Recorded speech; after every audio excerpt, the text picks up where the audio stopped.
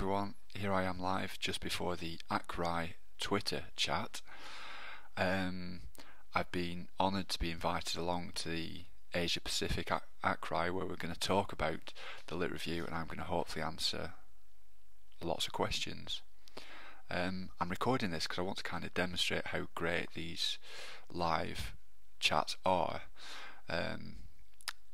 why they're useful, give you a little bit of background to the ACRI chat, because I'm quite new to it as well, and also hopefully talk over and explain some of the answers to the questions that I give, just to add a little bit extra to it, give it an extra little bit of depth. So what is ACRI? Well, it's basically just a hashtag on Twitter. That's what it is, but what it's used for is to connect people who are writing. So you can connect people wherever you are, whatever time you're in, whatever time you connect to Twitter, you can write, put the hashtag ACRI on the end of any of your tweets, and you will show up to everyone who searches for that hashtag. Where it really comes into its own, I mean, so that is useful in its own right, because you can really filter out a lot of stuff from Twitter and you can see what people are talking about in relation to academic writing. Where it really comes into its own, though, is where you get everyone together at the same time to talk using this hashtag, which means you can have a worldwide discussion on Twitter, which is great, because as I've discussed in some of my posts, this kind of accentuates all the good things about Twitter, the best things about Twitter, and kind of gets rid of some of the stuff that maybe we don't want, like the distractions. I mean, it's very easy on Twitter to get distracted by stuff. You can see, I've got the ACRI hashtag, I'm searching for it now, but you can see you can still get distracted. There's trends on the side, and if I wasn't searching for this, I'd get everyone who I was following tweeting into my feed, and I'd be able to follow links, and before you know it, you're lost, where maybe we should be focusing on writing. So what these live chats do is they allow you to really focus on one subject for a short period of time. You can't get distracted because they're actually quite intense. Lots of people tweeting about the subject at the same time, so you can't really get distracted, but you can get the good things that come out of talking to people about a subject. You can get support, you can get advice, and you can get links to useful resources all in one go. So here's how the ACRI chat started.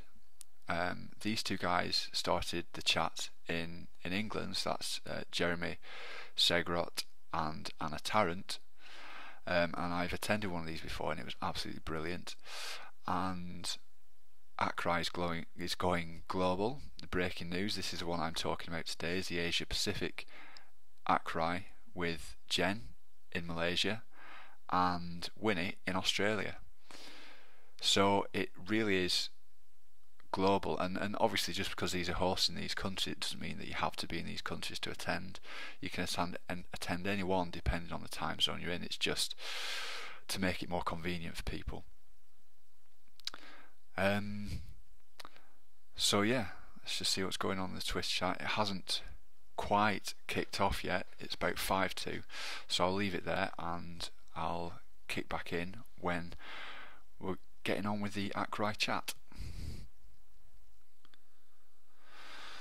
Okay, so it looks like we're kicking off now.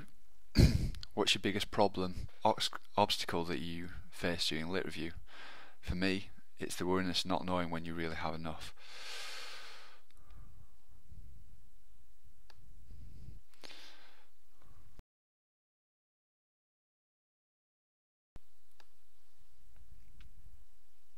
So that's a really common problem. And it's really difficult to get rid of, to be honest. Not knowing when you've covered enough, not knowing when you've read enough articles. The answer to it, really, you can never really know when you've got enough. I mean, it's almost impossible.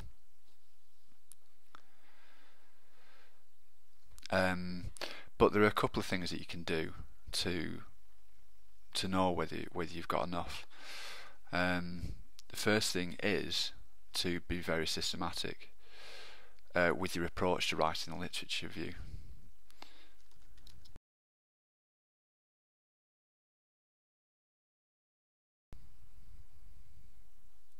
The other thing is get feedback.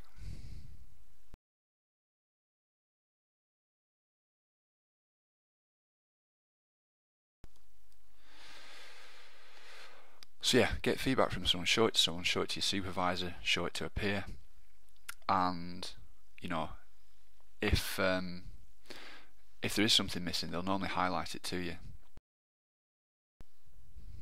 Okay, so this is a brilliant question. Are there any rules of thumb, rough estimates of how much? Okay, so basically, looking at the numbers of articles or the number of sources that you have is a bit of a false friend, because if you're just looking at a concrete number, you'd obviously be inclined to just stop once you reach that number. But the reality is, maybe there aren't that many articles to cite, maybe there's more than that. You can't focus on the number itself, you have to focus on being systematic about what you search for and trying to find everything. And the point of doing a lit review is often that number is unknown.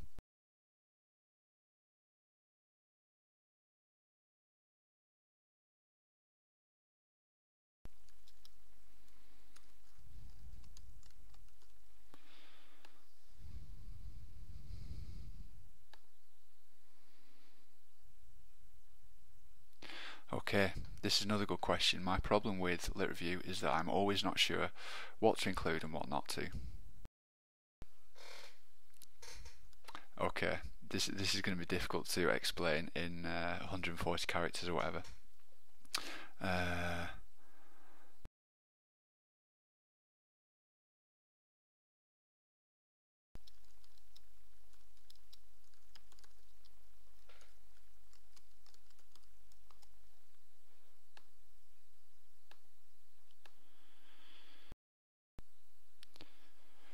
Okay, so being systematic basically means that you cover everything in a specific order. You don't just run into the literature and try and find everything without working out how you're going to do it first. So keeping track of search terms, when you go to the databases, you type in your search terms, you keep track of those. It means you kind of keep a record of where you've been looking for information, and you can kind of build on that kind of afterwards. And you can kind of fill in gaps. You can look at your search terms that you use, and you can see where you've searched and where you might need to search in the future. Okay, that's great advice from Pat Thompson there. So you know, there's no kind of global number or how much that you can say for a lit review, but if your supervisor can recommend some theses that you can read, then it gives you an idea of how many to include. It gives you a ballpark figure, but more importantly, it gives you a ballpark of what content to include.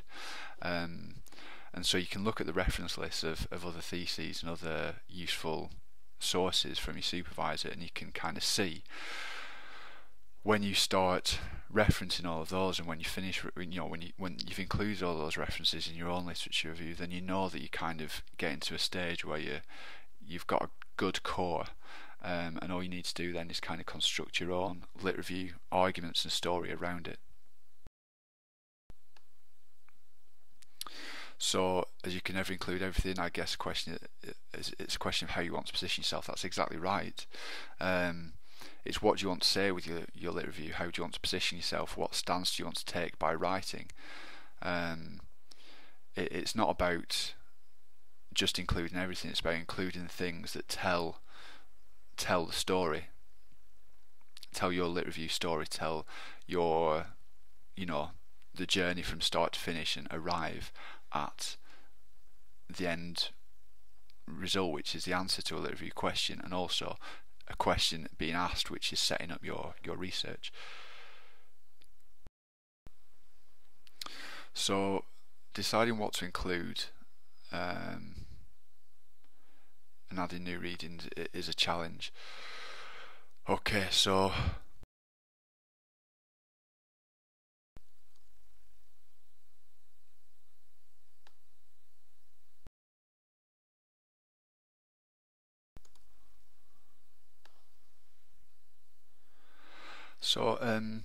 just going back to this point, knowing when to stop adding articles in there. I think from my experience, what I've seen, a more common problem is adding too many articles. People tend to err on the side of caution and think that erring on the side of caution means adding more than you need, whereas this really doesn't help your lit review at all. It really detracts from it, because you're just diluting your message and you're making it less clear for the person reading it. You're kind of cluttering up what you want to say with references that might not be important. So you have to be very critical of the articles that you want to include and say, are they really important? Are they relevant? Do they help me in the lit review, or don't they? This is another important thing with the online chats. You have to add this hashtag, whatever chat you're part of. Always add the hashtag, because it means that then it shows up in this list, so people will be searching for it like this, or using lists or whatever to see the tweets that are related to this live chat. If you don't include the hashtag, then people won't see them. So I'm just seeing if I can go back to any of these answers in more detail. The problem with Twitter, of course, is the 140 characters. Some of these questions are just not possible to answer in 140 characters. Okay, so that's another good point. Again, Pat always has the best tweets and the best articles about academic writing. So he's saying it's about knowing the general expectations of the examiner. What does the examiner want, basically? Whether that's in your thesis, whether it's your external examiner, your supervisor, or if it's in a published article, what are the peer review panel going to want to see? Okay, so what do I consider the most important building blocks of a lit review? The most important building blocks are basically your plan. Then followed by a question.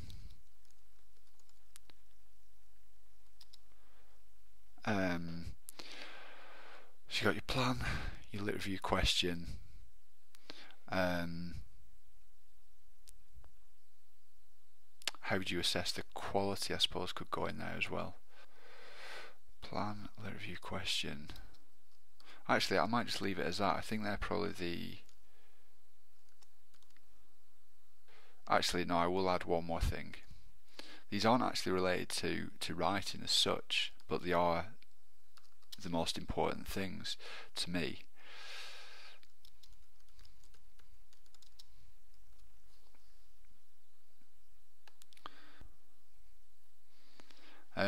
So let me explain. The plan basically tells you what you need to write. Writing and writer's block is not a problem if you have a good plan.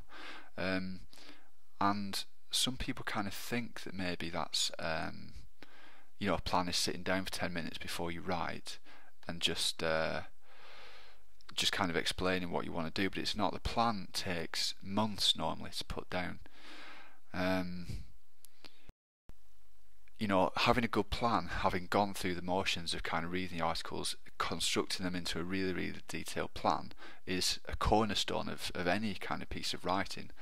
The lit review question will help with the plan and your writing, because it helps focus you. It helps focus you on what you need to answer with the papers you read.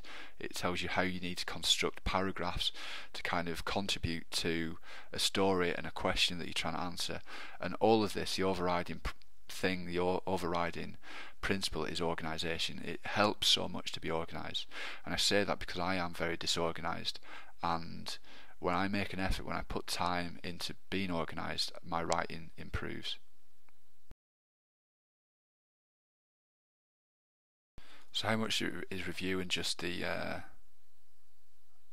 and not just the how much of it is just a review and how much of it is the writer's opinion?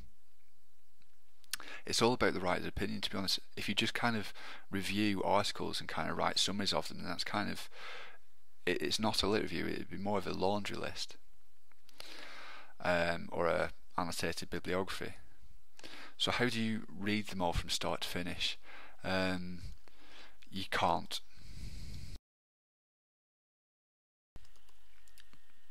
Skim reading titles, skim reading abstracts, and then skim reading the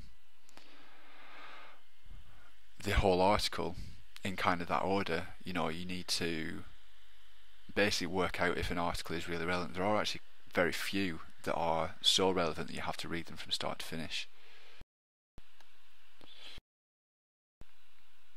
Again, the kind of anxiety when you don't know if you've got enough is very common.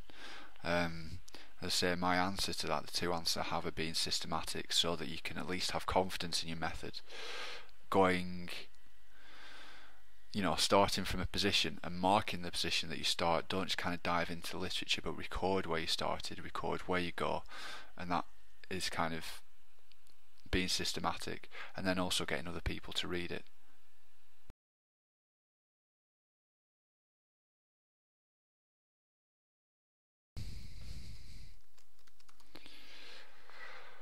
Okay, so your opinion is kind of the glue. I said there, the story that kind of holds the lit review together. Okay, so your opinion is kind of what you hang the references off. You say what you want to say, and you use the references to back that up. Now that sounds very, very dodgy, and it is. What I basically said there is that you can say whatever you like as long as you back it up with the literature, and that is not entirely true. The literature has to inform what you say as well. It's a kind of feedback loop. You can't, and this is a problem with a lot of students, after talking to supervisors, that, and I've probably done this before, you can bias your initial ideas. So you can bias your lit review with your initial ideas without having any good backup for them. Because you've been thinking them for so long, you just assume that they are true. You have to use the literature to feed back into this story that you're telling, but you can't let your story just be a kind of recapping of the literature. You have to add something to it. You have to add to the knowledge that is there, the knowledge that these authors are bringing. You have to kind of construct it in a way that makes sense in an overall story. That ultimately is your opinion. Other people might disagree with the way that you've interpreted the literature, but that's okay. That's what a literature review is. Yeah, so you can only give credit to those references that have already published their work. This is another important thing when choosing references. Credibility is an important factor. Whether being published is kind of essential, unless there is literally nothing on that subject that's been published. But published is kind of the gold standard. It means it's been peer reviewed. It means that other people have said it's okay. It means that it's good. But within published work, there's also different standards. You might want to look at how many citations an article has. If it has lots of citations, it normally means it's better quality. Well, you can tell the quality, because if it's bad quality, very, very bad quality, it will also have a lot of citations, because people have to talk about it. They have to talk about how bad it is. But if it's decent quality and has a lot of citations, it normally means it's kind of important work, so you can use it. If they're published in relatively high impact journals, and I say relatively because each field tends to have a spectrum of impact factors. Some fields simply can't publish in very, very high impact factor journals. So look at the impact factor relative to other papers in your field. If it's published in relatively high impact factor, it normally means people think it's quite good. Okay, this is another good comment. You must do your own synthesis. So I'll retweet that because that's good. I agree. You must. You have to synthesize what other people have said, and put it into a context that exists in your own mind. Okay, that's interesting. this depends.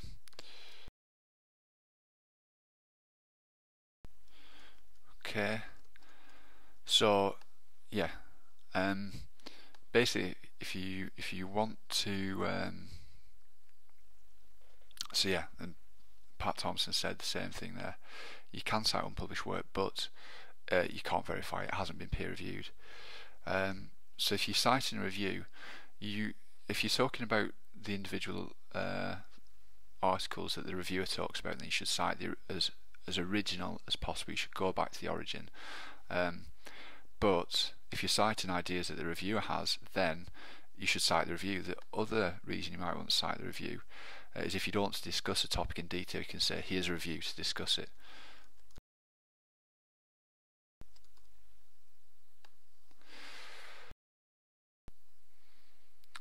So with this comment, it's all about relevance to your work, and appropriateness. Is it it's not appropriate to use something that is in a very high impact journal and is being published and being verified if it's not related to what you're doing. It's daft. You can't do that. At the same time, it's not really appropriate to use something that is really related, but it was something that your mate just told you in the office. You can't use that in a lit review. So you've got to find a happy medium. You've got to find what's most appropriate, what contributes the best to your lit review question and theme, and what has been highly verified. It is a trade-off in some respects.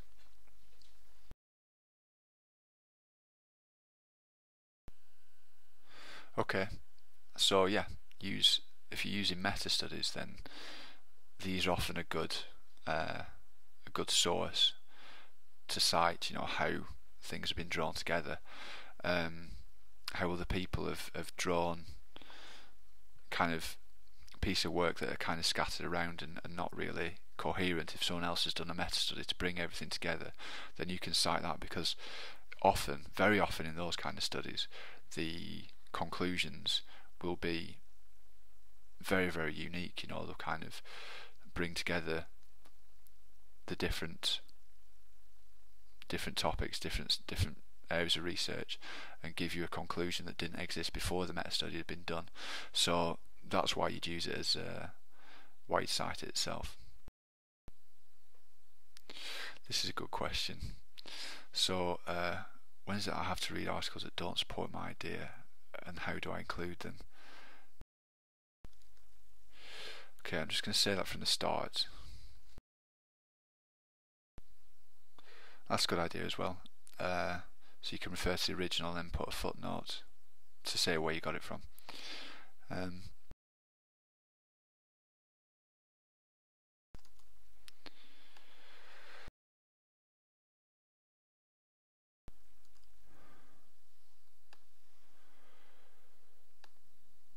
Okay, so yeah, when do you have to read articles that disagree? You should definitely read them. Definitely read them. And the first thing you should do, as opposed to thinking, oh, why are they disagreeing, what I say, this is wrong, question your own ideas first. Question it, because it's so easy to defend your own ideas. You can think of loads and loads of ways to defend it, but the good thing about being academic and being scientific is that you can question your own ideas and you can modify them. That's what it's all about. So question if your idea is right. Take a step back and have a really good think about it, and include this source in your, as you would include any other source if it was adding to your idea or not. You have to judge the quality of it, and you have to say, is it really relevant to what I'm saying? Does it affect what I'm trying to say? And if it does or it doesn't, you can still include it, and maybe you need to alter your ideas.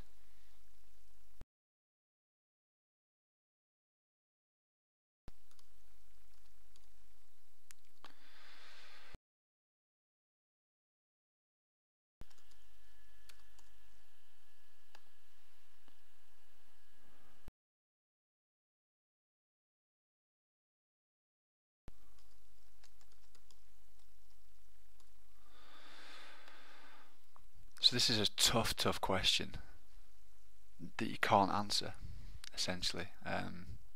how many pages should the lit review be? It's not important in a lot of respects. The number of pages is not as important as so many other factors about, are you answering the lit review question, are you telling a full and coherent story with your lit review, and these are all more important than how many pages. The reason, where the page limit comes from is from outside sources. If you're writing for a journal, they'll have a word limit or a page limit. If you're writing for your supervisor for your thesis, they will probably have their own word limit or page limit. So that's where that figure comes from. That's the only place it can come from.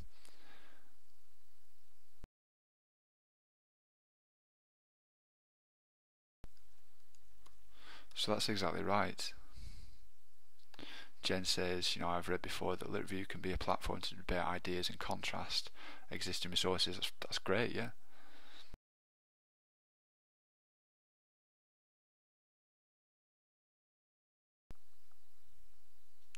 This is a tough one. I mean, it's not nice to feel like you've got nothing to add, but I think it is a matter of perception.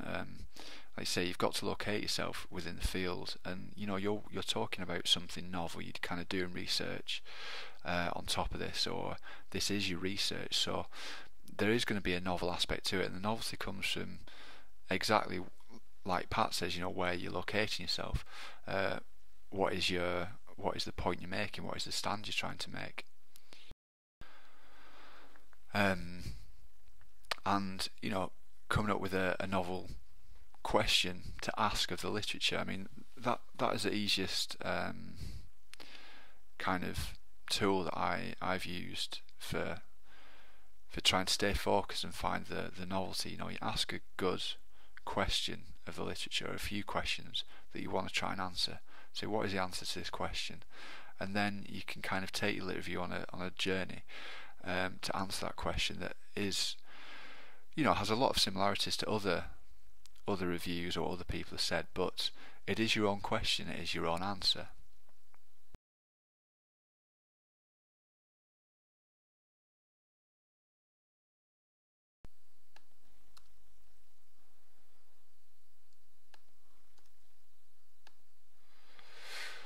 So it's not about bashing other people's ideas. If you can't, it's not a brilliant idea to include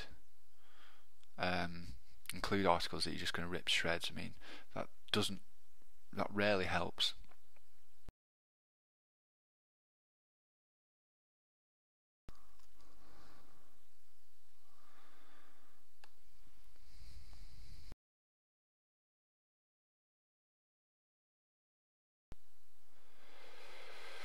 Okay, workflow.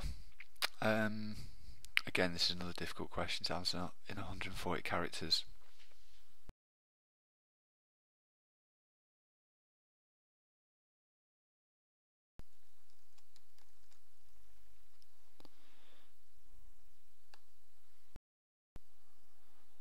This is the other great thing about Twitter. I mean, it is difficult to write very, very complex answers, but it's very easy to share links. And so you can come back to this later, click on the links and see where those articles fit in the context of the conversation. The other good thing about this specific Twitter chat as well is that it's going to be storyfied, which means that all the tweets are going to be kind of put together using a service called Storyfy, and you can read through afterwards,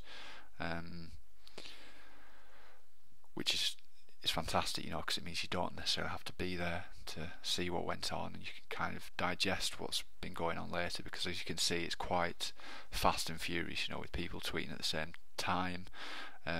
Obviously we're working on the internet, so the speed at which you respond depends on your internet speed, depends on other people's internet speed and all that kind of stuff, so it's quite intense.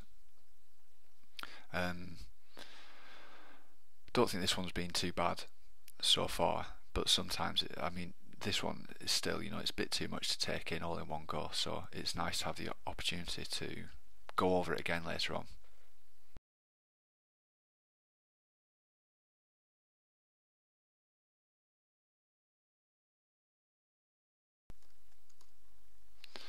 Okay.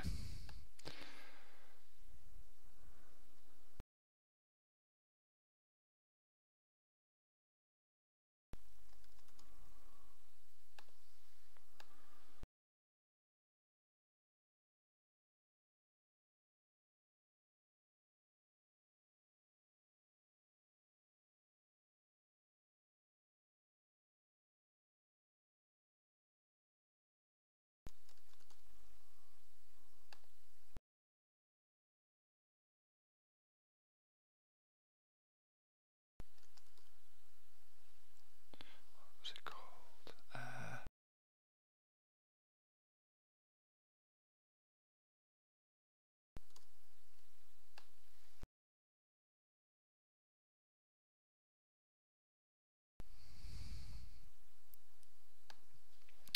Okay, so chief of research, you use the matrix of the PhD, got in an awful model.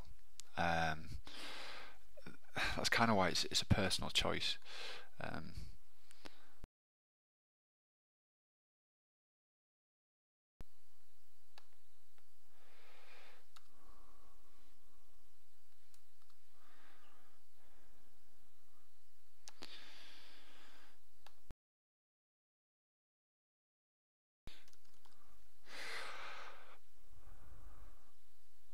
so still not sure I'm doing it right.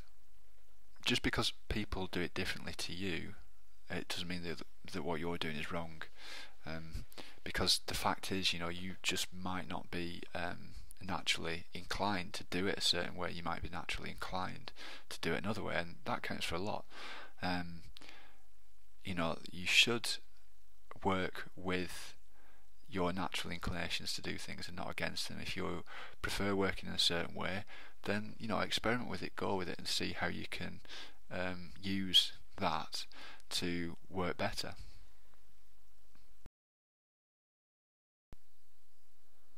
We're coming towards the end now, but people are talking about note taking.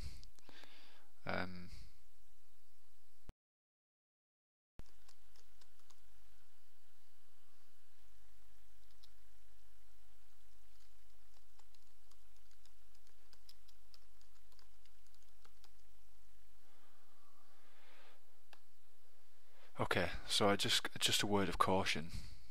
You take lots of notes on articles, and you can write stuff down. Maybe you don't cite it, and maybe you kind of copy what's written in certain places. You make quotations basically, but in your notes, if you don't kind of state that is a quote, a direct quote, and you don't use citations, you can get into all kinds of trouble later on, because you get to the stage where you don't know where this note has come from, you don't know where this information has come from, so you either can't use it, which is a shame because it's probably useful because you're looking to use it, or you are running the risk of plagiarizing or not citing properly. You might think it's okay to copy directly from your own notes. After all, they are your own notes, but it depends where they've come from. It depends what the notes are. If the notes are a quotation and you use that without realizing, then that's plagiarism. And I'm not trying to scare you or anything like that. I'm just trying to say that to use your notes effectively, to have effective notes, you've got to say when stuff is a quotation, and you have to say where it came from. Be careful with notes.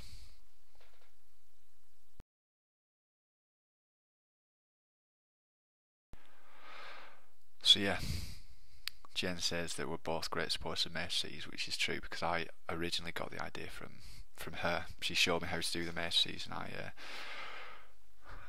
I've only really recently started to use it for an actual project. Kind of known about it for a long time, but I just did a post about it recently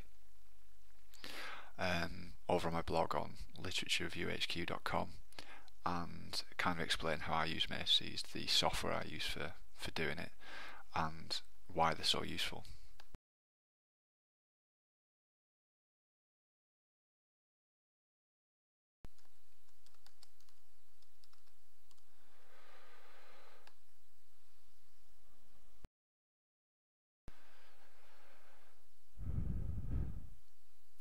good. People are saying they use citations in the matrix, which is and the citations in the notes, which is very important.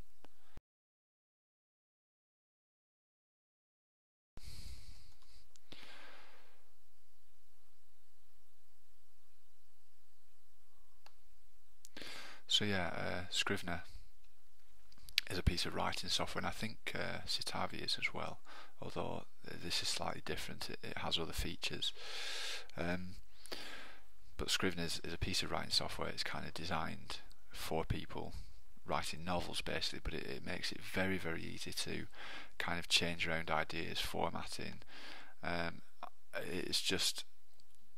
It just allows you to focus more on writing, which Microsoft Word doesn't necessarily do. So there we go. We've done an hour. It doesn't feel like it. It always goes very, very quickly. In fact, we've done more than an hour. I think we've done about an hour and 10 minutes. Yeah, that's another good piece of note-taking software. Mendeley Reference Manager. You can use it for citations, but you can also use it for annotating PDFs, which is great. Sometimes it's just nicer to keep everything like that in one place. So I think that's us done for the Akrai chat.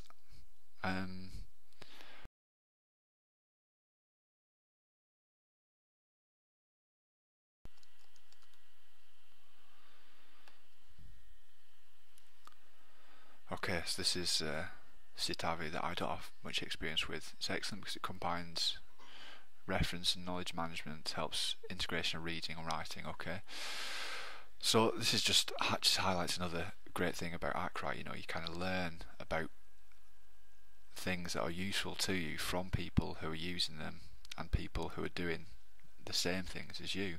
So recommendations you get from something like this are normally like gold dust. Really, really like gold dust. Okay, so how much? Just saying, it doesn't really matter. Okay, again, more useful stuff about software that I've never tried, so I can go away now and try that out.